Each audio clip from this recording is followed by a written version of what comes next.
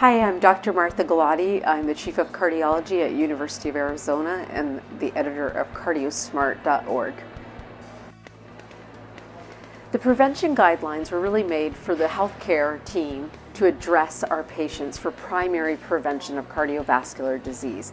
By primary prevention, we mean those who don't have cardiovascular disease. How can we go about preventing them from getting it? And we know much of cardiovascular disease is actually preventable.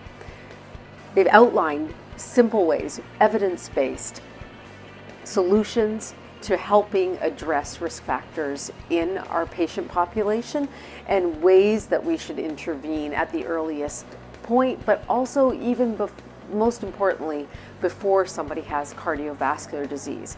Using risk assessment tools that we have developed will help us predict short-term risk. By short-term, we mean 10-year risk of cardiovascular disease development, and that will help us use a predictive model of someone being at risk for cardiovascular disease or being at a low risk for cardiovascular disease and helping us manage specific risk factors. The most important takeaways of the prevention guidelines is that a healthy lifestyle is key. Whether someone has a risk factor or doesn't have a risk factor, it's important to use lifestyle as a preventative tool to help reduce specific risk factors or just avoid developing risk factors and cardiovascular disease altogether. Probably the second most important thing is that in every patient we should be discussing the risk of atherosclerotic cardiovascular disease by using our risk calculator and the fine nuances that come with using that calculator.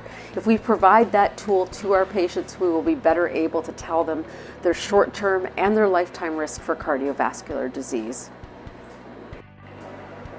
You can learn more about prevention of cardiovascular disease by going to Cardiosmart.org.